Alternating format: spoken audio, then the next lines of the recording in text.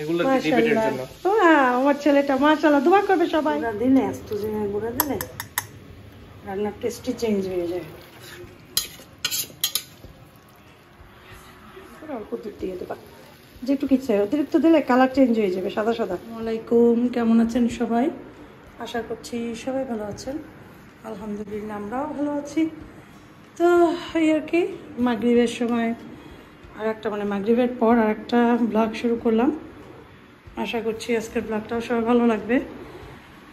হয়েছে কি, আসেফ দুপুরে নাস্তা কিচ্ছু খায়নি, একদম মাগরিব পড়ছে। এখন মাগরিবের পরে দুপুরের খাবার তো খায় না, নাস্তা বলতে দুপুরের খাবার খায় নাই। মাগরিবের পরে ওকে এখন তো আর ভাত খাওয়ার টাইম না, সেজন্য পরোটা, তারপরে সবজি করছিলাম, তারপরে কী জানি বলে ওটাকে, ডিম পোস্ট, এগুলো দিলাম। আর আমি একটু চা নিলাম, চা খাবো মাগরিবের পরে। চা খেতেই ভালো লাগে, অনেক কিছু খায় চায়ের সাথে, কিন্তু আমার টোস্ট ভালো লাগে, নয়তো এই খালি চা খাই, কিন্তু আজকে কিচ্ছু খাবো না। যাই হোক, আর ব্লগটা শুরু করলাম। আফিফ বাসায় নেই, আফিফ গেছে টিউশনে। আর আসেফের আব্বু শুয়ে আছে, একটু রেস্ট নিচ্ছে, ঘুমাচ্ছে। জ্বর হয়েছিল কালকে, সেই জন্য শরীরটা তার খারাপ, এই আর কি। তো এখন চা খেয়ে তারপরে আজকে তেমন কাজ বাজ নেই, রাতে ওরকম রান্নাও নাই। রাতে আলু ভর্তা করব, ডাল করব, এগুলোই করব। আজকে রান্না বান্না করবো না, প্রতিদিন রান্না করতে ইচ্ছা হয় না। যাই হোক, আজকের ব্লগটা শুরু করব এখন থেকে, আগামীকাল পর্যন্ত চলবে। যাদের ভালো লাগবে তারা অবশ্যই দেখবা ব্লগটা, আর একটা লাইক দিয়ে দিও চ্যানেলে। নিয়ে আসছো? এখন নাস্তা খাও, ওই যে আগে নাস্তা খাও, তারপরে ইয়ে করো, নাস্তা খাও। মোবাইল টোবাইল এখন চালাইও না, আগে নাস্তা খেয়ে নাও। বসো আসেফ, বসো।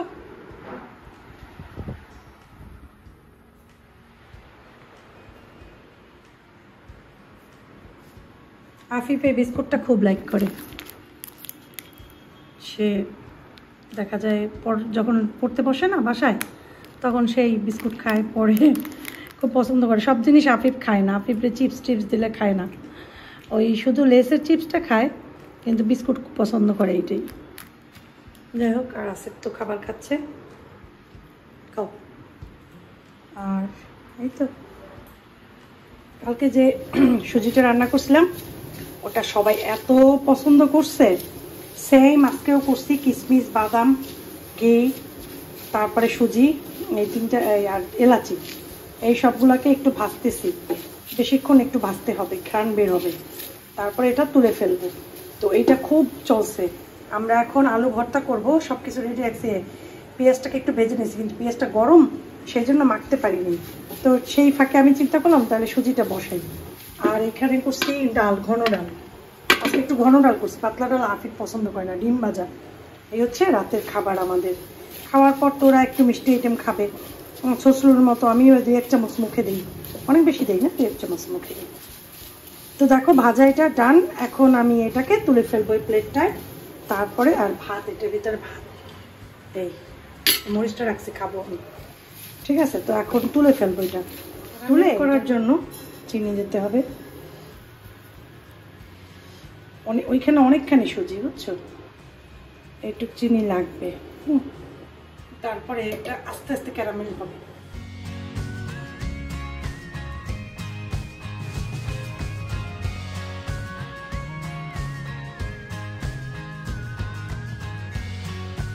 ক্যারামেল হয়েছে, পানি দেওয়ার সময় ফুটে,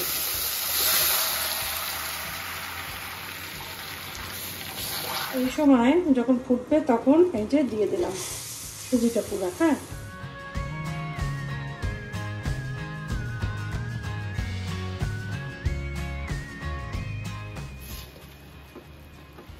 এরকম করে অল্প দুধ দিয়ে দেবা, যেটুকু ইচ্ছে। অতিরিক্ত দিলে কালার চেঞ্জ হয়ে যাবে, সাদা সাদা, ওইটাও আর ভালো লাগবে না, ঠিক আছে? অতটুকু দেবা যেটুকু পর্যন্ত তুমি খেতে পারবা, যেটুকু পর্যন্ত দিলে ঠিক আছে, অসুবিধা নেই। এরকম ব্যাস, আর কিন্তু শুকাবো না, ঠিক আছে? তেমনি শুকিয়ে যাবে আস্তে আস্তে। আসসালামু আলাইকুম, গুড মর্নিং, কেমন আছেন সবাই? আশা করছি সবাই ভালো আছেন।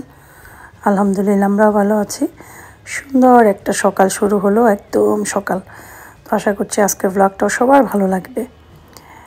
তো চা খাচ্ছি আমি, আর আফিফ স্কুলে চলে গিয়েছে। তেজপাতা পাঠাইছিল কালকে, কতগুলো দেখে। গাছের তেজপাতা এত ভালো হয় যে তরকারিতে দিলে তরকারি খুব সুন্দর ফ্লেভার আসে। এই তেজপাতা অনেক দিন যাবে আমার। আমাদের গাছ আছে, গাছ থেকে মাঝে মাঝে পাতা পারে, তোমরা তো দেখছো, এর আগেও ভিডিওতে দেখাইছে। এটা এখন একটা বাটায় ভরে রাখবো। আসছে হ্যাঁ, মাশাআল্লাহ মাশাআল্লাহ। দেখো আমার ছেলেটা, তোমার ব্যাংক অ্যাকাউন্ট আছে বুঝছো? হ্যাঁ, ব্যাংক অ্যাকাউন্ট খুলবো ইনশাআল্লাহ। ইনশাআল্লাহ ব্যাংক অ্যাকাউন্ট দিছে। আচ্ছা, যে তোমাদের সাইন করা লাগবে এখানে লেখা। ওকে, কারণ তোমরা তো যেতে পারবে না, এখন যাব না। ঠিক আছে, পূবালী ব্যাংকে। ওকে, আর এটা দিছে এগুলো ডিবেটের জন্য। আমার ছেলেটা মাশাআল্লাহ, দোয়া করবে সবাই আমার ছেলের জন্য। হ্যাঁ, সবাই দোয়া করবে তোমার জন্য। আমার ছেলেটা মাশাআল্লাহ চেষ্টা করে সবকিছু। এটা কি মা ফর্ম? না, এটা হইছে কি লাগবে। আচ্ছা, লেখা পূবালী ব্যাংক। আচ্ছা আচ্ছা, ঠিক আছে, ওকে। তো মাশাআল্লাহ, এই যে দেখো আফিফ ডিভাইড কম্পিটিশনে কি সুন্দর একটা সার্টিফিকেট পেয়েছে, তারপর একটা ক্রেস্ট পেয়েছে। তো এই আর কি, সবাই দোয়া করবে আফিফের জন্য। আফিফ জানি খেলাধুলা, পড়াশোনা সব কিছুতেই অনেক বেশি ভালো হতে পারে। মাশাআল্লাহ মাশাআল্লাহ। তুমি আল্লাহ হাফেজ, আল্লাহ হাফেজ। কয়টায় আসবা বাবা? ও, 6টায়। আচ্ছা, বাকি পেপারগুলো কোথায়? ওকে, আল্লাহ হাফেজ। চুলায় চায়ের পানি দিয়েছি, কলিং বেল চাপলো। সম্ভবত আমার ওই ভাইজি এসেছে।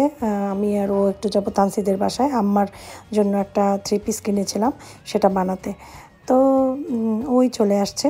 তো ওই ভাইজি হচ্ছে আমার হাজব্যান্ডের ভাই, কালু ভাই, তার মেয়ে। কালু ভাই আমার শাশুড়িকে আম্মা ডাকতো। তো অনেক আমার শ্বশুর যেখানে জব করতো, কালু ভাই সেখানেই ছিল।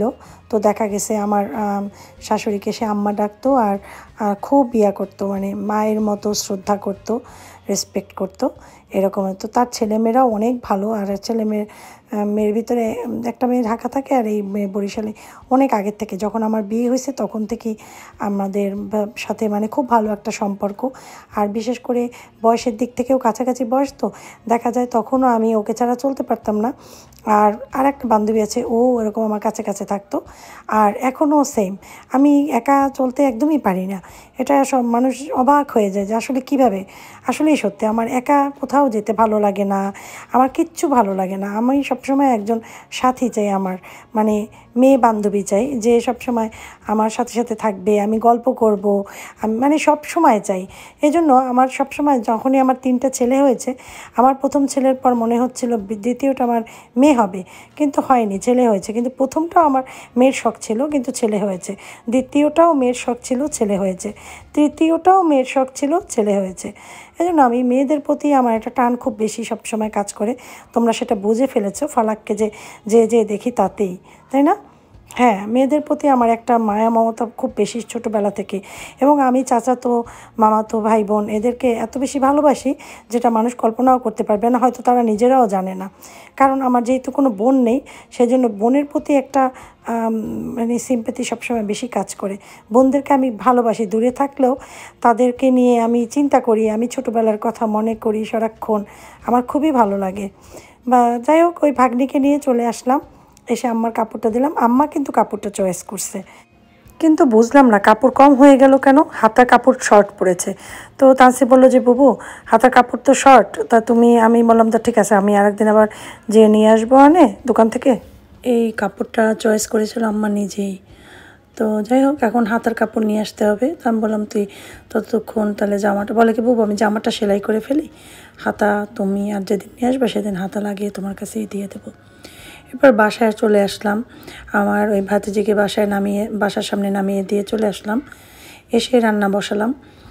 এইখানে ব্রয়লার চিকেন সেটা আমি বাচ্চাদের জন্য যেভাবে করি তোমাদের সেটা শেয়ার করতে চেয়েছি, যেটা বড়রাও খেতে পছন্দ করবে, কারণ ব্রয়লার চিকেন আসলে কেউই খেতে চায় না, আমি যেটা মনে করি, মানে বাংলাদেশের কারণ বাংলাদেশের আমরা বাচ্চাদের জন্য ঠিক আছে, মানে বাচ্চারা পছন্দ করে, কিন্তু আমি প্রথম এসে খেয়েছি বেশ অনেক দিন, ইদানিং আমার ভালো লাগে না। তো আমি যেভাবে রান্না করি সেটাই দেখাচ্ছি। পেঁয়াজ রসুন ভেজে নিয়েছি, তারপরে হলুদের গুঁড়া, মরিচের গুঁড়া, ধনিয়ার গুঁড়া আর টালা জিরার গুঁড়া দিয়েছি। তারপরে আদা পেঁয়াজ বাটাটা আবার দিয়েছি রসুনের সাথে। আসলে কি ব্রয়লার চিকেন রান্না করলে মশলাটা তোমার ভালো মতো দিতে হবে এবং কিছু কিছু আইটেম বেশি দিতে হবে, যেমন টালা জিরার গুঁড়ো দিতে হবে তোমার, তারপরে আদাটা একটু বেশি দিতে হবে আর রসুন, তাহলে না তোমার এই মুরগির টেস্ট বেড়ে যাবে। আর দারচিনি, এলাচি, তেজপাতা যেগুলোই দাও না কেন, ঘ্রাণ ভালো থাকলে তখন তোমার টেস্ট খুব ভালো আসবে। বিশেষ করে জিরার জন্য টেস্ট সব থেকে বেশি ভালো আসে। সেজন্য আমি ওই মুরগিতে আর কিছু কিছু মাছে জিরা দিতে চাই, জিরা টেস্ট আসে।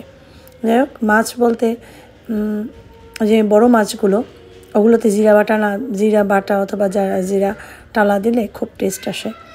এই আর কি, একটু করে নিয়েছি, ম্যাশ করে নিয়েছি, চিকেনটা ঢেলে দিলাম। এখন এখান থেকে গুঁড়া মশলাটা দিয়ে দেব। এরকম গরম মশলা গুঁড়া করে তুমি যদি 7 দিনেরটা করে রেখে দাও, ভালো মতো সিল করে প্যাকেট বা বাটা, এবং ফ্রিজে রেখে দাও, তাহলে না ঘ্রাণও নষ্ট হবে না আর অনেক দিন ইউজ করা যাবে, 2 সপ্তাহ ইউজ করা যাবে এরকমের। বেশি দিন অবশ্য রাখবে না, তাহলে ঘ্রাণ আস্তে আস্তে নষ্ট হয়ে যায়।